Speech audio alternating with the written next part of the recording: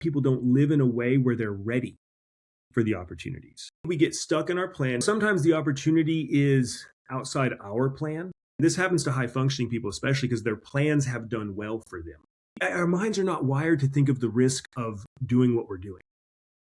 We're wired to think of the risk of doing something different. So we don't often think of what's the risk of not trying this. And so I think that holds people back. Welcome. I'm Amrita, and this is the Amrita Effect. Real conversations about identity, resilience, and becoming for women in the middle of figuring themselves out or finding their way back to who they really are.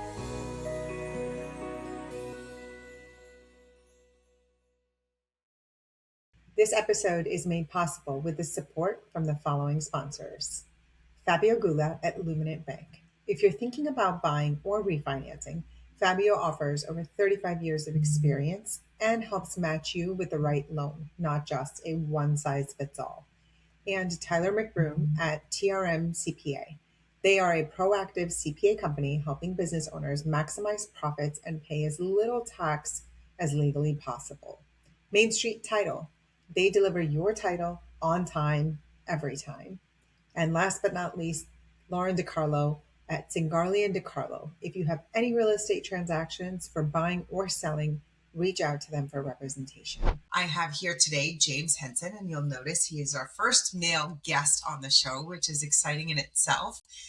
A little bit about James. So James is an executive coach. He's a consultant and a former therapist who helps leaders and business owners gain deeper insight and make stronger decisions.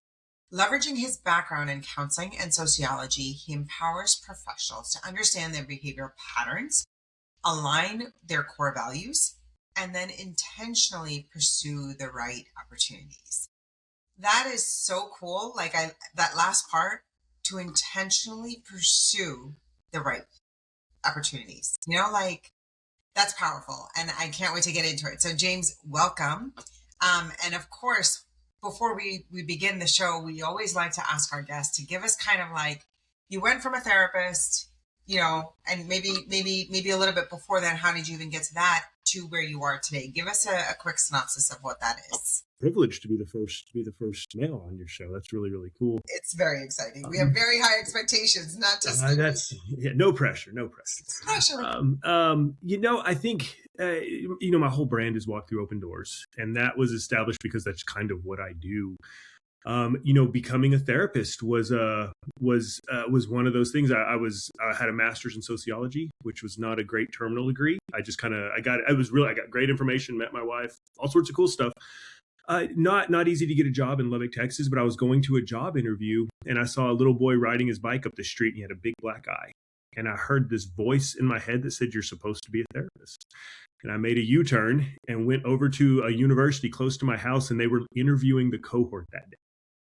And so I wound up in grad school. They ended up hiring me to teach sociology. I worked for the university for 5 years.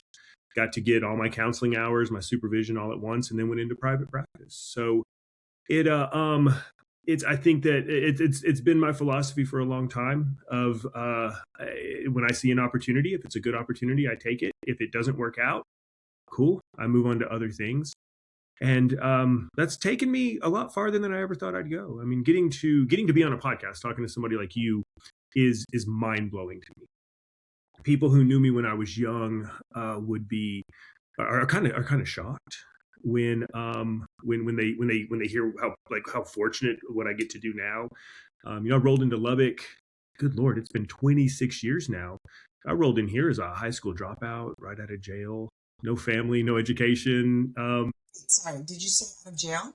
Yes, yeah. I had rolled a car out into a field, and they threw me in jail. And I want to be clear, I deserve to be in jail. I earned that. And I'd had legal trouble before that. I had a decent drug and alcohol problem. So to be doing this, to be talking to you is really cool. And what I attribute that to is just taking the opportunities that come my way and being grateful for them and making the most of the ones I get. And so the counseling one was just following intuition, I think. A few things that are sticking out in my head as you rattled all that off, right, is I'm a firm believer of what I call breadcrumbs. Yes. Right? like the Yes. universe, Yes. God, divine light, whatever you I want to love it. refer to it as, is dropping breadcrumbs Yes. for you along the way in life. Yes. And if you're awake and There not you just go. sleeping through life, you might pick up the right ones that'll lead you to a completely different trajectory in life. So, okay, so the first breadcrumb that I heard was your wife. You met your wife while you were doing your undergrad? Doing a graduate degree in sociology. Sociology, yeah. And I wound up in that because I was a social worker and a teacher. So when I got to Lubbock, Texas Tech gave me an opportunity in school, and I'd been kicked out of 5 colleges at that point, and so they told me that like this is your last chance. So I went and I took a sociology class, and there was a teacher, a professor, and she took me under her wing. I think she saw more in me, and also helped me understand how to behave in that setting, how to succeed in a setting like that. Just really took care of me in so many ways. I'm still so grateful to her. And so, but sociology. So there was a computer glitch that dropped me, and when I went over to the building where you take care of it, there was like 500 people. And I said, well, no, I quit school. I'm not waiting in this line. So I drove around the long way home so I could smoke a cigarette. I still smoked at the time. And I went by this other university up the road, and it said, get your social work degree on the weekends. I was like, social work, sociology. I really didn't understand higher education at the time. So I was like, that sounds similar. So I pulled in. And they I met a woman, an admissions specialist. She got me enrolled, and it was really cool because I went to school on Saturdays all day, Friday evenings and Saturdays all day, every other weekend. So I got to spend a whole bunch of time with my son. Like it was so fun. Like we'd spend the whole week together just hanging out. Got a degree in social work, and then went into working. But this was long enough ago that the first round of W. Bush, the tax cuts, ended the program I was in. So I didn't have a job. I went and talked to this professor, and she's like, "Come get a master's degree." And I didn't know what a master's was. Her name was Dr. Julie Harms Cannon. I thought she was like a doctor, like medical. And she explained it to me, and I was like, they're never going to let me in. And she's like, they'll let you in. She's like, I got in and I met, and I went into it like a job. I wasn't going to talk to anybody. I was just going to go in but you're in a cohort of TAs. And so I started talking to people, and I walked into an office. This is no joke. This is no exaggeration. My life plan at that point, I was going to get my son raised to 18 years old, and then I wanted to go be a Buddhist monk in Vietnam or Thailand or somewhere. And so, because Buddhism had changed my mind, had changed my life so much at that point. I was very indebted to it. But then I walked into this office and started talking to this girl. And 3 hours later, I walked out of that office and I thought, man, my life plan is in danger. And it was. It's been 18 years now. How amazing is that? Wow. Okay. So then the next breadcrumb was that kid on the bike with the black eye. Yes. Like if it wasn't for you and him at that moment in time in that exact place, you would have turned your car around. I would have gone straight to the job interview and probably gone to work at it was a mental health facility outside of town. Over the years, I've just had these moments where I feel like I like it was clear. Sometimes I say sometimes I think God kind of knows I'm dumb, and He'll just very clearly say hey, hey, listen. So I literally made a U-turn. Like when I say literally, I'm using literally, not the way we use it on social media these days. I made a U-turn and went over there, and I got enrolled. You had to do an interview with a panel of 3 professors, and this was before Kindles. I always had a book with me all the time, and I had Amrita Khurana with me, and it was 2 of the professors. It was their favorite book, so that's what we talked about. I get into classes, and somebody came. I don't remember who it was, but they said, "Hey, you have a master's in sociology?" I was like, "Yeah." And they're like, "You want to teach?" Sure. And then they hired me as a campus mentor, which paid for my master's program. And because of that, I got to work in the counselor's office. One of the harder things about becoming a therapist, I don't know if it's like this everywhere, but in Texas, is you have to do a certain number of supervised hours, and you have to pay for a supervisor. My supervisor was paid for. It was a great place. Like they treated me very well. And so, yes, I left there and went into private practice, and that worked really well for me. I was so fortunate. I think that I found a niche of people to work with, and I had a successful private practice and really enjoyed it. You want to hear another breadcrumb? I was doing the dishes and I was looking out the window as that kid I saw, like I was looking at the same spot. I was doing the dishes, looking out the window, and I had that voice in my head, and it said, "Close your office and go online and stay home with your daughter." My daughter May was going to be born in November of 2019. I close my office, I go online, 2020 hits, COVID hits, everything shuts down. I was already online. And so it didn't even disrupt my life. I had already moved my entire infrastructure over to online.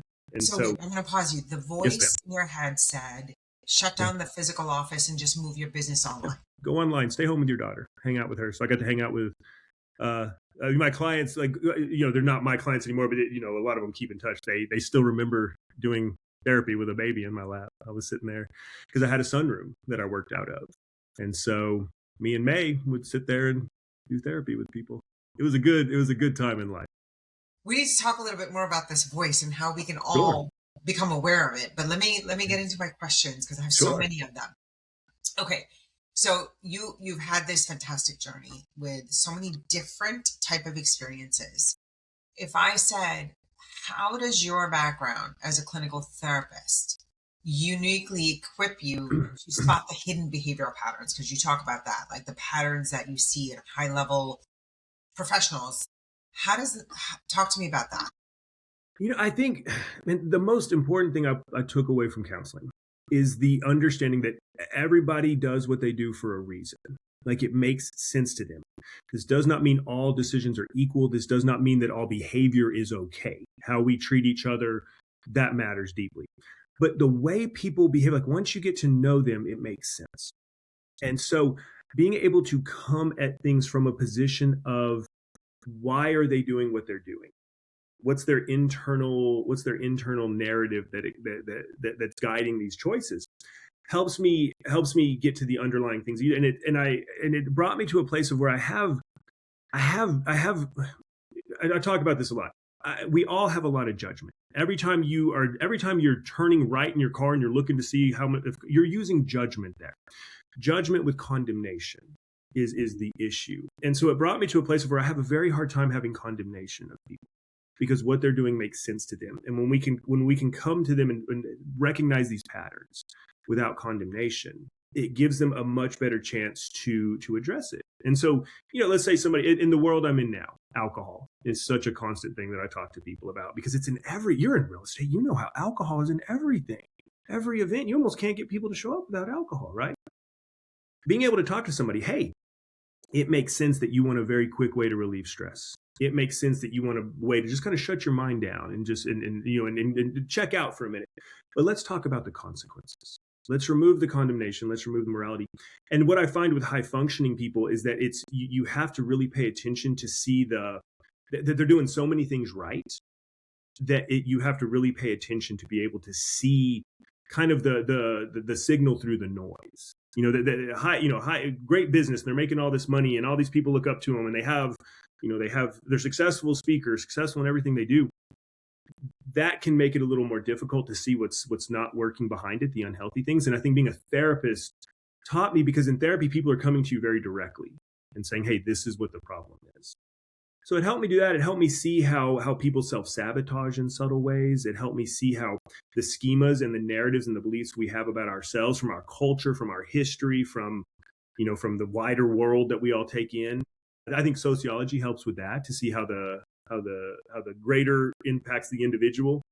That just all comes together and helps me see that. And I think it helps me see it from a place of non-judgment, of just saying, hey, this is just not working for you. You're not the problem. The alcohol is the problem, and even maybe alcohol is not the problem, but the relationship between y'all is not what you need to have in your life right now. It gave me insights into those things. Did that answer your question? Is that what you were asking? Okay. What was the defining moment we talked about was, when that led you from the transition from traditional therapy to the executive coaching and consulting? We talked a little bit about the voice that you had from going, in person to online, which was still therapy. But when did you have that transition from going to therapy to this executive coaching that you're in now? So, so therapy, it was great, and I think that I had developed a reputation of James works well with difficult clients, with people who are really struggling. I worked with a lot of people coming out of prison, high dollar escorts, people living on the streets, people caught up in criminal stuff, and so I loved them, and I got along well, but that starts to weigh on you after a while, and then I had a long term client commit suicide, and it gutted me, gutted me. It's been 8 years, 8 years, and I can feel that I can feel the tears. You know what I'm saying? I was not concerned that I had screwed up. It was nothing like that. But it's like you get to be in these deep relationships with people you really care about. Like when I hear from an old client, I don't have to like try to remember who they are. I remember who they are, what we talked about. Oh my God, how's your grandma? All of that stuff. And so at that moment, I just knew. I was like, okay, it's time. Like that. It was that same voice, but it was a little quieter. It was a little more gentle, and it was like, hey, we need to start looking at this intentionally, because what I've seen in therapy is I see a lot of therapists who hang on too long, and there's like, man, an unhealthy therapist is not neutral.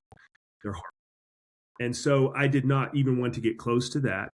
So I started just thinking about it. I had time. I wasn't fleeing from a burning house.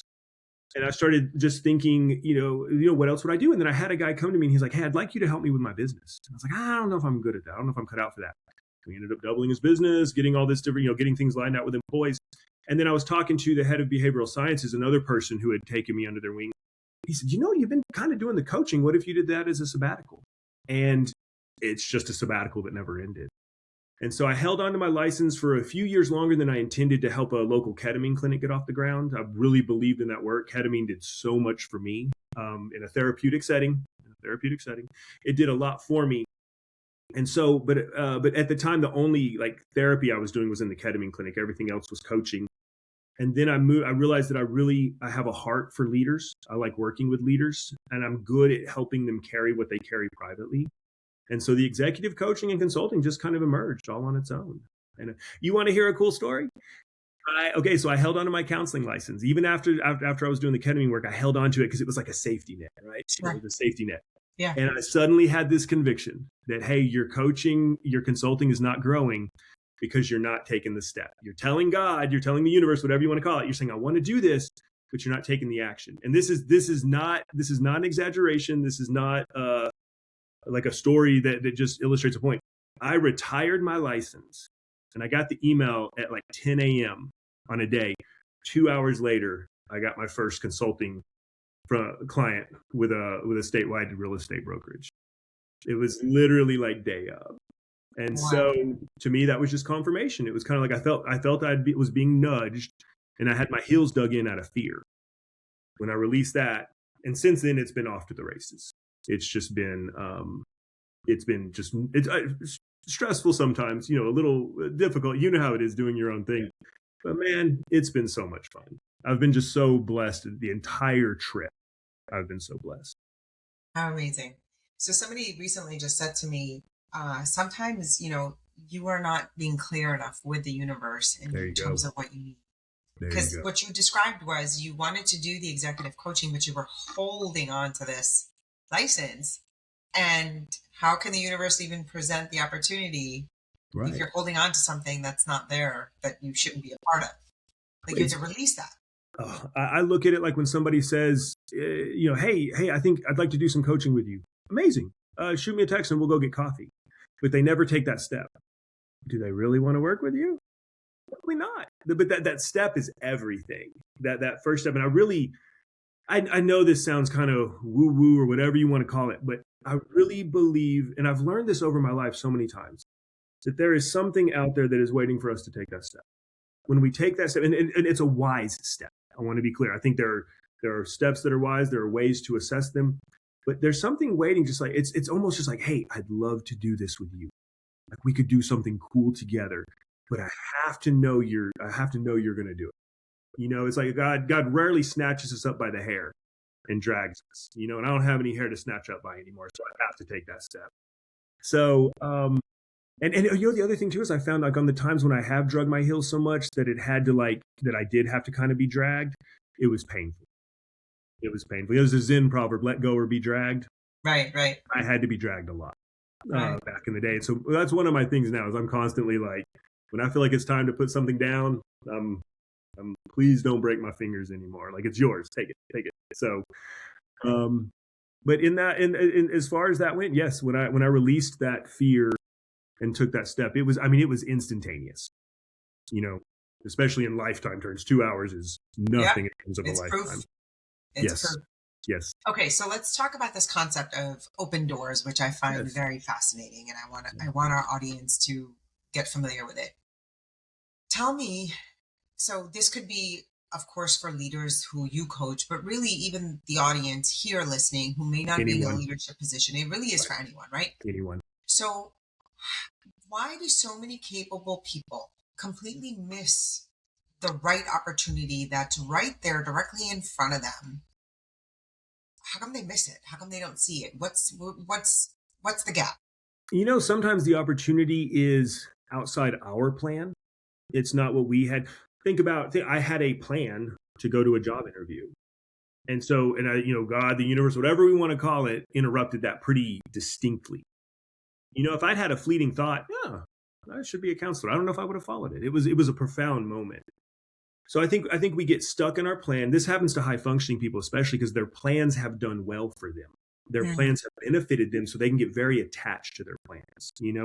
One thing that I speak often about my how grateful I am to Buddhism. A lack of attachment is one thing I'm very grateful for, because I can walk away from something very quickly. That allows me to check new opportunities. I think that so it's fear. Doing something new, taking an opportunity is difficult. Self-sabotage. There's so many things, but one thing I see a lot is that a lot of people don't live in a way where they're ready for the opportunities. 6 months ago, if I had had the opportunity to run a 5K, I couldn't have done it. That would not be an opportunity for me. I would have probably had a heart attack somewhere in the first mile. Now I've started running, and it's changed my life and helped with my mental state so much. I could run one. If there was one tomorrow and somebody said, hey, let's go do it, I could go do that with them. But like a marathon is not an opportunity for me yet. A half marathon is not an opportunity for me yet. But when we live in a way where we are ready for things as they I think I'm not a big sports person at all, but I do remember when I played football briefly, the quarterback doesn't throw the ball to where you are, he throws the ball to where you're going. And I think that is how opportunity works a lot. Like, you've got to be there when it shows up, and you have to be in a state. In years past, the not having money prevented me from being able to take opportunities. Somebody would present me with something, but I couldn't travel there. I couldn't do that. Before that, opportunities came my way all the time. I've always had people want to help me. I've had people reach out to me, but the way I lived, drugs and alcohol being the primary focus of my life, prevented me from taking advantage of a lot of opportunities, And so a lot of it is how we live. And that's why I talk so much about lifestyle and habits and things like that, because high functioning people can mask it so well. So well. So I think those are things, perfectionism, self-sabotage masquerading as perfectionism keeps a lot of people from doing it. And people believing that if they just wait a little bit more, it won't be. Our minds are not wired to think of the risk of doing what we're doing. We're wired to think of the risk of doing something different. So we don't often think of what's the risk of not trying this. And so I think that holds people back. All mental schemas, essentially. What do you think? How can we practically assess whether an open door is a genuine opportunity, or is it just a well-disguised distraction, maybe? That's so one thing I've been working on is a framework to do this. Like I think looking at opportunity and taking advantage of it is something that really drives me. I'm really fascinated by it. And I tend to look for 5 things. Like, is it immediate? Like, can you do it right now? Like I said, a marathon is not an opportunity for me right now. It's not going to happen. 5K, I could walk away from this and go run a 5K. I wouldn't win, but I could complete it. It has to be like affordable. This isn't, and I think like when we say affordable, we think money right away, right? If something is going to cost you too much money, too much emotional energy, too much mental energy, if it's going to cost you your family, if it's going to contradict your values, it is not affordable for you. And so that's not an opportunity for you. Like exciting. We don't look at this enough. Like with this, like this kind of like drudgery of work and drudgery of, in the hustle and grind culture we get so much of, like where everything is supposed to suck. Like if your life doesn't suck, you're not doing it right. I think there's something inside of us that tells us when something is for us. There are so many things that like on paper, they look amazing, but I'm not excited about them. And so it's like, no, and it's not like a frivolous excitement. Like I'm not talking about like dopamine, but like, ooh, this could really take me where I want to go. Is it like aligned with your values? That one is huge for me. If something is going to contradict my values, if something is going to cause me to like create something that doesn't benefit people or work with the kind of people I don't want to be around, that is not aligned for me. And then and sustainable. They have to be sustainable. Like an opportunity is not an opportunity if you can only carry it on your best days. And I think like when we filter things through a lens like that and remove as much emotion from it as we can, social pressure, somebody who you want to work with brings you an opportunity, your mind starts changing the math for the wrong reasons. Right. For the wrong reasons, not because of like things in reality, because of like all those things inside of us wanting to be liked. And I struggle. I want people to like me. I've got people, and it's gosh, being a loser my whole life, it is still hard for me to say no to things. I don't care what the opportunity is when somebody brings it to me. Did you say you understand that? Yeah, I was just saying I'm a recovering people pleaser myself, so I get that so loud and clear.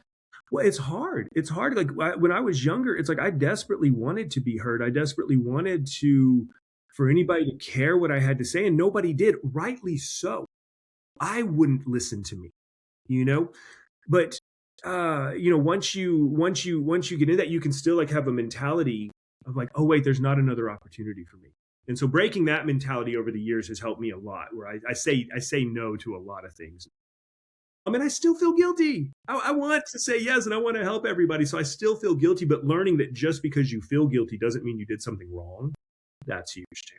Just because you feel shame doesn't mean you did something wrong. Like those emotions can be a little manipulative. So that's the kind of, it's not hard and fast, because a lot of opportunities you can eliminate pretty quickly, just through one of those things. Right, it's like you're a vegan and somebody offers you a job at a meatpacking plant. Not an opportunity for you, and I don't care what they're paying. That would so contradict your life and your values, and it would, like the damage it would do to you. There's no monetary amount to put on that. And so if people know what's important to them and they're honest with themselves about who they want to be and where they want to go, it answers itself. Yeah. I think that moral compass and just being aligned with that, like you said, eliminates opportunities, obviously. 95% of them. Makes it so easy. So, yeah. Okay, so let's talk about the mindset, which is so important, and this concept of like the preparedness, right? Mm-hmm. How does someone actually actively become the kind of person who is actually prepared for these opportunities that they either know they want and claim that they want, or maybe they're not even fully aware of the opportunities that they want? The things that that when I looked back over my life, like because this is the question I got all the time. How did you change so much? Because it really, I tell people, like, I don't struggle. There's pills in this house from surgeries. There may be alcohol. I don't know. I don't struggle. Like I feel like I have freedom from all the things they told me I'd never have freedom from. I don't live in fear. I don't live in anxiety. I'm hyperthyroid all the time, but I'm not anxious. I'm not unhappy. And when I look back at it, like the things that really changed my life, like I said, like in Buddhism, learning to watch my mind, learning to recognize, watching my emotions jump up and come and go. You're sitting, I still right here every morning, first thing, come down, take the dog out to use the bathroom, sit down and meditate. And watching, it's 4 a.m, nothing's going on. I'm in a dark room.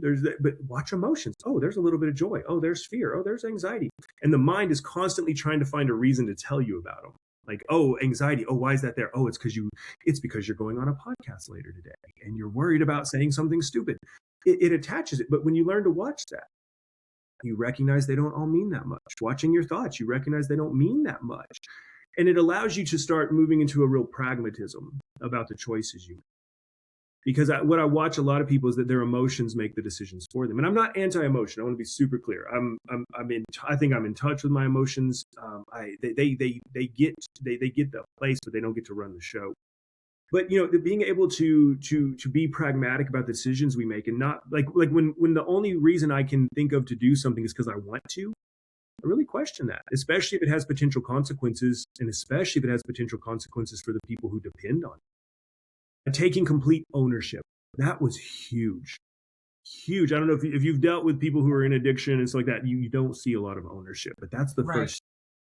And so a radical sense of ownership of the choices I make, understanding that just because I didn't bring something to my door does not mean it's not my responsibility. I would say, like, if you're sitting there right now and I see smoke coming in, I'm like, hey, I think there's a fire. And you're like, oh yeah, my neighbor set my house on fire. He's a jerk. Well, let's pause and you go put it out. No, I'm not going to put it out. He did it. It's not my fault. I'm nice to him. Like, what a ridiculous way to live, but we all do it when we're not living in ownership. I think focus, like picking what you want to do. I'm telling you, like I struggled with the whole, manifestation and all that stuff. And then my wife started reading about it. One time she asked me, she's like, why are you so, like, why do you hate this? Like, you do it better than anybody I know. And I started paying attention. Like, when I put my focus on something and just absolutely and pair it with action, everything changes. Everything changes in my life. And then, two others that come to mind immediately are like gratitude. I think that gratitude is, man, I get pushback on this on social media sometimes, and people say it's toxic positivity. I've not lived a life that makes me toxically positive. I mean, from the way I live to being a therapist, I understand how ugly life can be. But I still believe that, like, for every one thing that goes wrong, there are 10,000 that go right. I think, when was the last time gravity failed? When was the last? It's amazing. We stick to the ground all the time. Right. Your house stays where you put it. That's amazing. For every one wreck you've had, you've made it safely. And I've had more wrecks than anybody I know. And the percentage is still very high.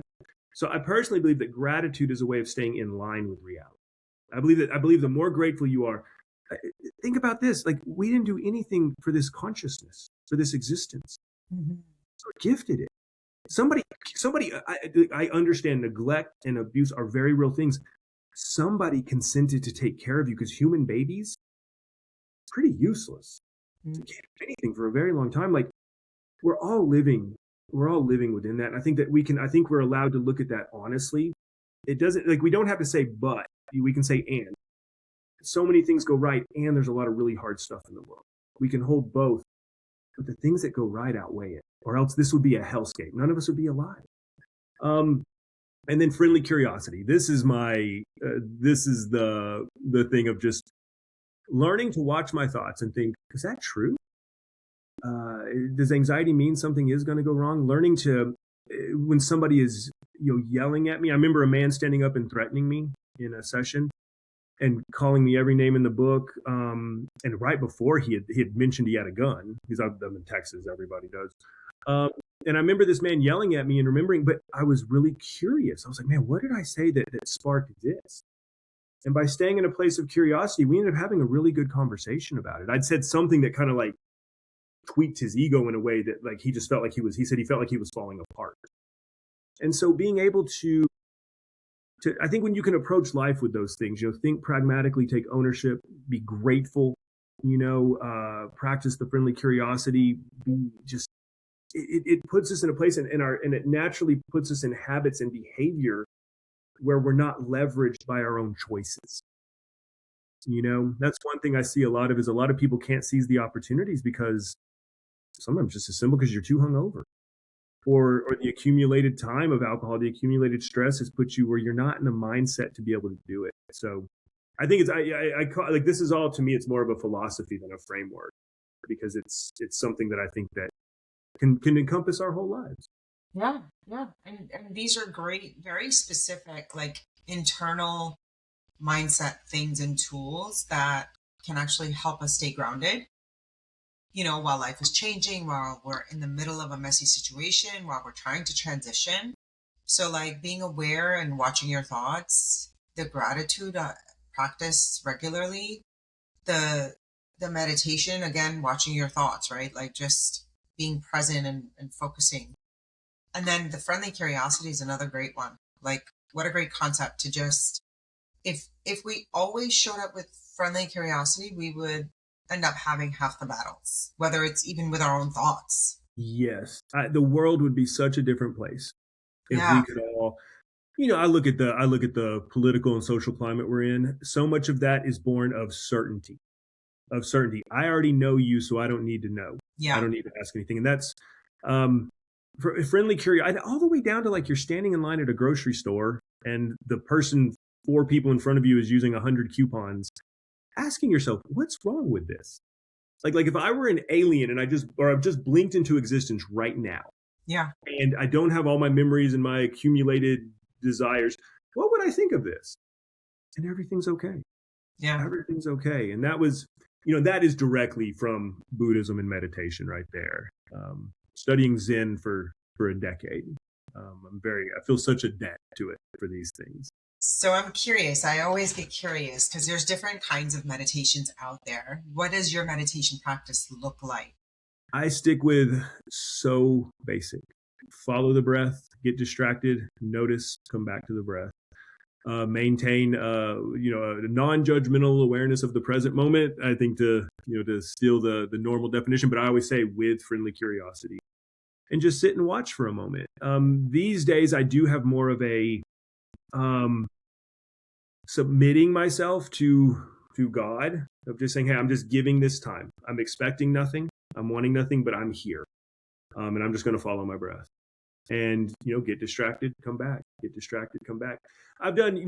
I don't know if you ever talked about this. I'm a certified mindfulness and meditation instructor, and that was a huge part of what I did for a very long time. Had a weekly meditation group for 6 years in Lubbock, Texas, of all places. And so I did, but I'm familiar with I taught at a Christian university, so we did a lot of centering prayer and things like that. But for me, just being able to come back to the breath and just be right here, right now, and watch the story my mind is telling me about it. For me, that's been the whole thing for me. Very cool. I always get curious. Friendly curiosity. There you go. Okay, so let's talk a little bit about our subconscious patterns, right? And decoding them. We all have really deeply ingrained subconscious beliefs that secretly shape the way we behave or run our day to day. How can one decode that or even attempt to look at that as a pattern so that they could figure out how that's impacting our day to day today? Man, that's a good question. I a lot of the evidence is just in what you do. I think that like I see so many people who they have a subconscious belief that they're not good enough, so they're constantly trying to prove themselves. These things that drive. I think for a very long time, I haven't thought of this story in a while.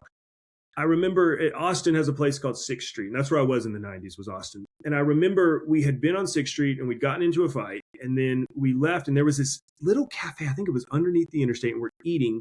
We get into a fight with the people next to us. It was awful, and they stormed off. And so my friend takes their food. I was with a girl who was a very good friend of mine, and we took their food and we're eating their food. But I remember feeling just this feeling of despair. And I asked her, I said, man, I feel like there's this other world out there where people don't act like this. And like, there's just like I remember in my head, I pictured like a bright world. And I was like, where does that exist? And she said, it exists, but not for people like us. Oh. And that tied into a belief in me for a very long time Sure. that these good things don't. And I realized that like it happened like from a kid. I had this thing. I was always the kid who you're smart, but you're not going to live up to your potential. Second place. I don't know that I've ever won a trophy or a medal in my life. Maybe skiing, maybe I got a medal or something, but I was never the best. I was always kind of third, fourth, fifth, And so I think I internalized this belief that these cool things in this cool world isn't going to happen for me. And then, of course, I lived in a way that brought that truth to me.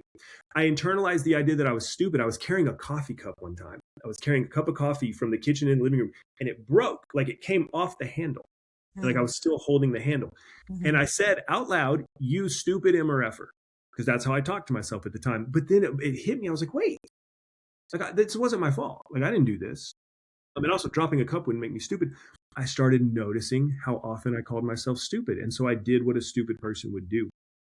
I think a lot of times we can recognize those patterns in ourselves by noticing the things we do that we're not really happy with. Getting very clear with our own intentions and things.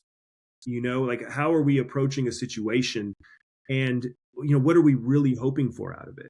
But we have a hard time being honest with ourselves. I think we live in so much shame and guilt. I don't know if this is everywhere, but I hear a lot of it, like in Western American culture. There's a lot of shame and guilt built in, and so what is it that's driving that? What are these beliefs about ourselves? Working with leaders and people like that, a lot of what I see is that I cannot fail. If I fail, like all of my my value is in success. And so that means if I fail, gosh, what happens? I fall into nothing, That's a terrifying thing to live with. I have to prove myself. Those kinds of things. And I think that when we look at what we do, we can start to see those things emerge. And I'd go back once again, meditation and good therapy. A good therapist can help with that as well. Or a good coach who has experience. But meditation showed me so much of what I'd had covered up about myself. It's so interesting because it's just meditation is just you in silence and your subconscious, right? Like, and answers do come to you. Like I've seen that where, questions you may not even realize you have until you're meditating. Those, because you start unpacking when it's quiet. Otherwise, the mind is constantly going in 1,000 different directions. And it's only when you sit in silence where you start to unpack and a thought arises, a thought that you haven't thought of. And then maybe in that session, you get that one question, the profound one, and you don't have an answer. And then 3 days later, another meditation session, all of a sudden you have an answer that comes to you out of nowhere. And you're like, why did I think of this before, It almost becomes like I think about like in airports, you've got the walkways where everybody's at, but then there's like these quiet roads in the back where they get to take your luggage and the pilots get to go, and maybe rich people, I don't know. But it's like meditation does that. It's like you're out here in the hustle and bustle, but every once in a while you get to go through this back room, and it's like, yes. Oh my God. Yeah. And I love what you said there about how it links, how they link together. It's meditation is an ongoing process. And so many people have a hard time with it because they're like, well, what am I accomplishing? Right. No, the doing, like the ends and the means are one and the same. Just doing it means you're doing it right. Right. And it's not instant gratification. Like that's not what that is. Oh, did I tell you about when I first started trying? Oh, tell me. Oh, it was awful. I had spent so many years running from everything inside of here and everything inside of here. When I first sat down, I panicked. I had no idea how much anger and hatred I had inside of me, how bitter and lonely and hopeless I felt. So I started hanging out with the Buddhists here in town. They had it was a rectangle room. And so I would go in and I'd sit on the far side at the front because I knew my ego wouldn't let me walk out in front of other people. So I think I leveraged my ego against my fear is what I say. And that's where I learned. It forced me to sit. I'd sit for these 45-minute sessions in absolute hell. But it taught me, oh, wow, I can be with this. I don't have to respond. I don't have to do anything. And this can't really do anything to me. It's deeply unpleasant. But it's actually my response to it is what makes it unpleasant, my resistance. Right. The resistance. So it was huge. It was huge. Changed everything for me. Wow. Okay. So what is a few critical steps, or what do you think that one thing is that we can do in breaking down the limiting behavioral patterns that are really not serving us? Ooh, that's another good question. I'm a fan of directly challenging them. I think to some extent through logic, like look and ask yourself a friendly curiosity. Is this actually true? Is this actually true? This deep belief I had that like things don't work out for me. It is wild to me that I ever believed that. Because when I look back at how many things I have survived, with that car wreck before I got thrown in jail, I didn't have a seatbelt on. I rolled a car into a field with no seatbelt. good Lord, that worked out for me, not being dead. Right. When I look back at how many things had worked out for me, I realized this is a baffling belief. It was like in my DNA, my spiritual DNA, but it was not present in reality. I think that like being hyper open to reality and the feedback will tell us a lot. And then when things don't go your way, the first question I ask myself, and not in a self-deprecating, not in a criticizing way, but what did I do? What was my part in that? And that will start to show you where those limiting beliefs are functioning. You believe that you're a bad public speaker, and that you're not cut out for it. And so you spend all the time, instead of preparing, you spend all the time agonizing and trying to find a way out of it. And you show up and it doesn't go well. Well, of course you're not prepared, and see what happens. But I think like limiting beliefs are tough because we don't know they're there so often. But when we can just get behind them, even for a second, the second we recognize one, I think if we can start doing the opposite intentionally, you don't have to believe it to start doing it differently right off the bat and see. That makes sense. So I the way I'm internalizing what you're saying is, if there's a belief that you have that is not serving you, I'm not a good public speaker, or I'm not good at math, or whatever. Right. Like, I'm not a good decision maker. Yeah. Turn it upside down and make it a positive statement, and then look for proof of that positive. And then go out and get proof. Right. Like identity-based goals are a huge thing. Like thinking I was dumb, thinking I was not smart. When I held this baby and really realized, man, this kid got screwed in the dad lottery. And but the first time the thought hit me, like, what if I did something different? And I said, what would a smart person do? So I started going to the library. I grew up going to the library. I loved it. I used to put my dog in my backpack and ride my bike to the library and hang out with the librarian. I loved reading as a kid. So I started going and reading. At first, I read about like Bigfoot and Mothman and all this different stuff, but it eventually led me into quantum mechanics, because the book was in the wrong spot. That led me into this book called The Dancing Wu Li Masters, which talked about Eastern thought and modern science. That led me into meditation. So just doing what a smart person would do, even in a very clunky way, led me. And so I think that like when you pick who you want to be, and then just start doing what they would do, it and pair it with action, and you start to get evidence. And then I started working with professors, and they were like, "You're smart. Like, how have you not done something yet?" I started getting other feedback. And then that feedback became, oh, this is my new reality. This is true now.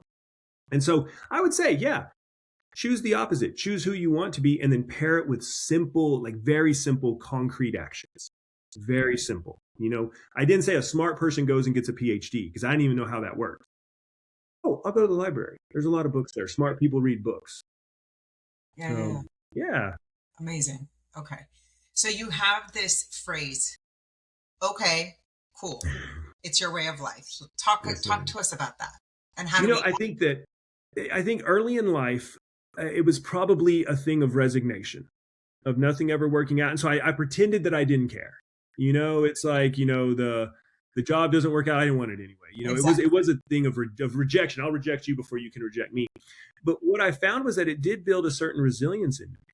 And so I find that like once I am hyper loyal to reality. And so when something happens and there's nothing I can do about it, that's the end of it for me. I am not going to have an opinion on it beyond that. It's strange. Like when people say, like, what do you think about this weather? I don't have an opinion. It's the weather. God didn't ask me. If it's raining, I'm gonna carry an umbrella. That's my only opinion. And so no matter what happens, I realized at some point, like no matter what happens, I say, okay, cool. And because I'd had people point out, they're like, nothing gets you down. And I'm like, no, like I get upset and I'm sad, but like that doesn't change what's in front of me. So, okay, cool. What do we do with this? Okay, cool. What do we do with this? And it's fun, like working with clients. Like when somebody comes in and they say, I caught my wife cheating on me. I'm devastated. You don't say, okay, cool. What do we do with this? Okay, cool. Time to get a girlfriend. No, it's not that. But we can condition ourselves to at least say, okay, this is what I've got. This is what is cool. What do I do with that? It's, Nietzsche, he had a idea called amor fati, which is love of fate, where it's, you don't just accept your fate, you love it, you embrace it, you understand that it could never be any different. Because there's not some other world out there where James is a billionaire or whatever. That doesn't even seem like much fun to me, but where James is doing all this other stuff. This is my reality. And I'm not just going to accept it, I'm going to embrace it. And there is a spiritual component to me in this too, to me, where I do believe that much of what happens to us, like, we can learn from it if we want to, if we'll allow it.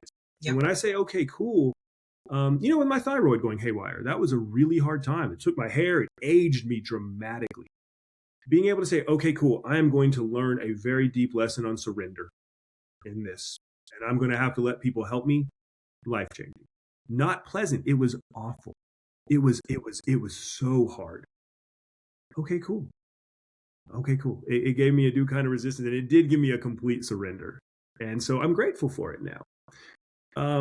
Surrender is a very big thing for us humans. And I've learned that through my own faith. Like, surrendering is the key. Like, if you can surrender to whatever is happening, and accept, the plan or the will, and then you're not resisting it anymore. And your energy is now not being wasted in resistance. It's being channeled in just acceptance. Right there. It's, if I'm walking a certain direction and somebody spins me around and says, go that way, I can drag my feet and maybe fall on my face, or I can use the energy they gave me and I can go, oh, what's over here? And that's friendly curiosity again. Yeah. But, that's all doesn't, yes, it's all, yes, but it doesn't mean I don't make choices. It doesn't mean that I don't instantly accept everything. Mm-hmm. There's some things need a little bit of pushing, but I think we can tell when we're tell when we're pushing through resistance versus when we're banging our head against a closed door, right? For sure. I think we can all tell that. It's like soreness. Soreness after a workout is one thing. Soreness after a terrible car wreck is different. You don't push through the car wreck soreness. You're going to injure yourself. Right. Other things, I think, but that's where it comes down to, I think, once again, meditation, knowing yourself, cultivating, like living in a way where you have your intuition available, where you can hear that voice. If we are drowning in stress, anxiety, anger, hatred, division, social media, if we don't have any quiet inside of us, you can't hear that voice. And so that's I think that there's a lifestyle component to it. Yeah. Okay, so designing this, a fitting life. Yes. How do we transition from, managing what we're doing, whether that's building a business, that's generating revenue, or just raising our kids? Like, a lot of the women that are listening are in the thick of it, right? The thick of the kids and the caregiving responsibilities. How do we go from that to actually designing a life that really fits and feels like it's hers? That's a loaded one. That's a great one. This is that moment where my brain's like, this is where you say something stupid, James. But I really think it is about intentionality, raising kids. There is so much surrender in that, because you are not on your own schedule, a baby. Mm-hmm. But as I always say, we think we're so smart and we got all the technology in the world. We can't even make a baby stop crying if it wants to cry, But I found with my own kids, when I got in resistance and they need to stop, I get upset and they're getting absorbed. When I could just accept it, this is what's going on. So I think first of all, the thing is being very honest about where you're at and what your capacity is in that moment. And then, man, I think the first thing is probably starting to say no. What do you need to say no to in your life? I see a lot of business leaders or business owners who, they've got the money, they've got all the things, but it's like they're just living in like a diamond encrusted jail cell. Mm-hmm. And it seems awful to me. Mm-hmm. But what it is it's all these obligations, all these like this sense of like prestige. Mm-hmm. Prestige is one of the worst things. It's like all that does is like people expect more of you for nothing, and but I think it's I think it's kind of intoxicating to us as humans, but starting to say no to things so that you can say yes to the things you really want to do. Ask yourself, what do I really want to do, and be honest about that. Especially, I see this happen to women a lot, especially if you're raising kids. There's so much imposed on you about who you're supposed to be and what that means and how you're supposed to do it, that I think sometimes we're not even sure of what we really want. And it's very hard to be honest with ourselves about that. You know, this idea of like, well, I'm supposed to want to be with my kids 24/7. No, nobody does. Nobody does. I have such a fantastic relationship with all my oldest, the one that sparked all the change when he was born. He's 26. He's getting married next month. I have a great relationship with him. We're friends. Even growing up, like I altered my life to spend time with him. I needed him to go to bed and leave me alone sometimes. Yeah. You know, being honest about that, being honest about what you want to do with your life. I do talk to a lot, like not less now, but when I was a therapist, stay-at-home moms who were afraid to say, I've got this big thing I want to do, you know, because it's like, well, I should be satisfied with being a mom. Like I'm doing this. And that is such an important job. That doesn't mean you can't do other cool stuff too. That doesn't mean you're not allowed to want more. Allowing ourselves to want what we want and then make sure it's healthy for us. And if it's not healthy, ask what's the healthy thing underneath it. Mm. You know, when I'd work with men who had like sex addiction issues. That was really a desire to be loved and for intimacy and to be seen in a healthy way, skewed into something very toxic and unhealthy for them, right? So even in the wants that we are not comfortable with, get underneath it. And what's the good impulse behind it? And then allow yourself to do that. And then start, like if it's this far, like you'll never make this jump. You're gonna crash. You're not gonna make that. And it's never gonna be like this, where there's no fear in taking the step. But if you can get it here, where it's a safe jump, then trust yourself enough to make the jump. But it's a process. That's actually when we talk about immediate opportunities. The end goal is probably not your immediate opportunity, but what can I do today to take one step toward that? Even if it's something so little, you go to the library. Go to the library and get a book on Bigfoot. Right. And see where it takes you. And then get comfortable saying no. I do think that's also, I think that a lot of our cultural and socialization, since your audience is mostly women, it's like when I say no, people are like, oh yeah, stand up guy.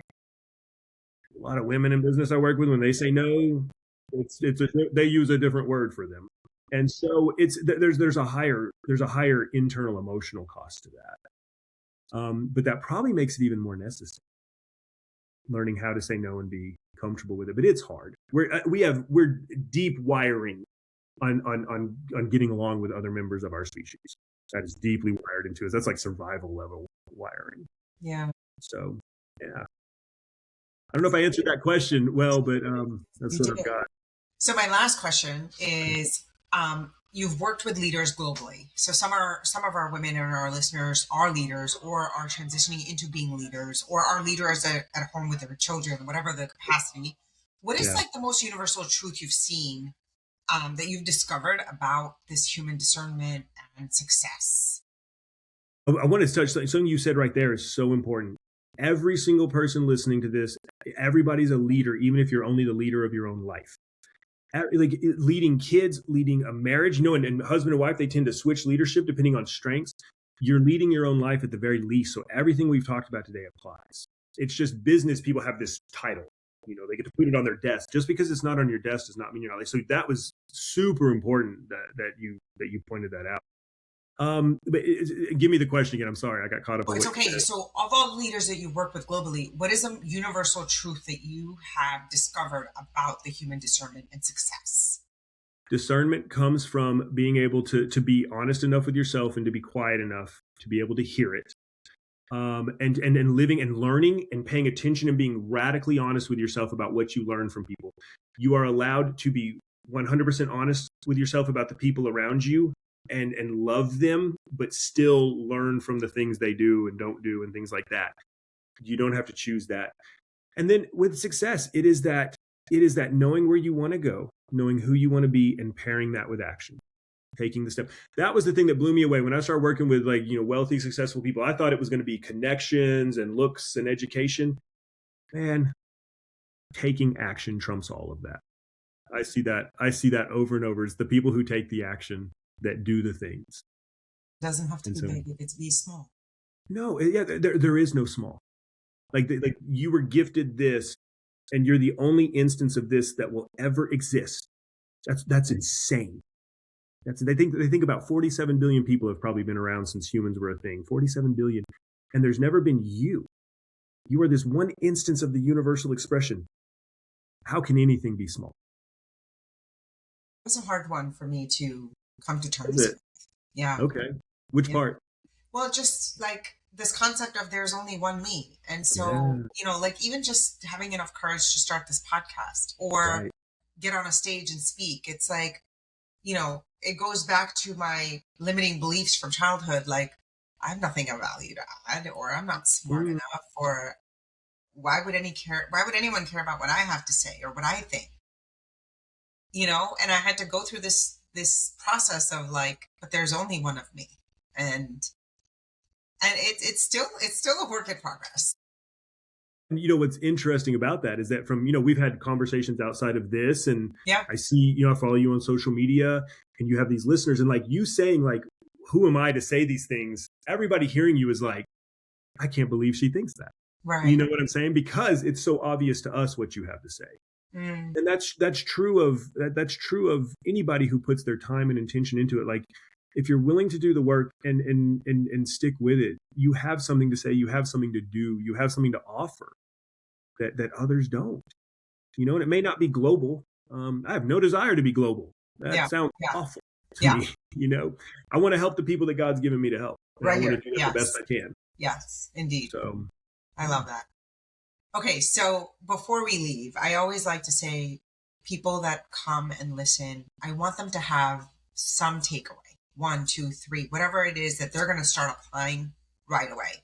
And then the goal is that with every single episode that they listen to, they take one thing and they do that. And then after each episode, there's another thing, and there's a compound effect that takes place. Yes. So what would be that one thing that we could leave our audience with today? There's so many I have in my head, but I'm curious to know what your one thing would be. From this conversation, and I think, one thing that somebody could absolutely do today would be, I would say, like, be very honest with yourself and look at the things in your life, and honesty without condemnation. Once again, don't beat yourself up, but what are the things that are keeping me from doing the things that I really want to do? And what can I do about it? And radical honesty. So I mean, it's like I get, like, if it's drinking, if it's like that, I had a strong attachment to those things. Like, I grieved those things in my life. And what I think that, and once you start doing that, you will start to recognize there are so many more opportunities around you than you had any idea. And then after that, the next step is to be radically honest with yourself about, is this opportunity for me? Am I following it for the right reasons? Am I people pleasing? Is it social pressure? Is it cultural pressure? What is it? And I think so being radically honest with yourself about these things puts you in line with reality. And reality always wins. In the end, reality always wins. That's not negative. That's not cynical. It's actually wonderful when you embrace it. It's only a problem when you're fighting, what's going to win every time. But I think that's a very, from this conversation, learn to meditate, learn to watch this and be okay with it. But that's, I mean, from this specific conversation, I think that's probably some of the most actionable stuff we talked. Yeah. And I'll add, mine was the curiosity, right? Like, friendly curiosity. Yes, just friendly curiosity, whether it's your own negative self-talk or it's other things outside of your own mind and heart that are happening around you, approach with this friendly curiosity. One of the most important questions we can ask, and ask all the time, to our thoughts, to other people, what they say about us, is that really true? All the traditions, if you think about it, the Bible, take every thought captive. You don't take things captive if they're automatically on your team. Right. And ask, where did you come from? Who sent you? Watching them in the Eastern thought. And so, is this really true? I love that. Friendly about self-talk. Is this really true? Yeah. Okay. So as we wrap up, tell me what it is that you're working on, or is there something you need that we can help with, a connection we can make? What's next for you? That has changed a lot just over the last few weeks. I was invited to join 2 masterminds, and I joined both. I think we're going to be in one together. I think we're in one together. Yes. Super fun. I'm super excited about that. Yeah.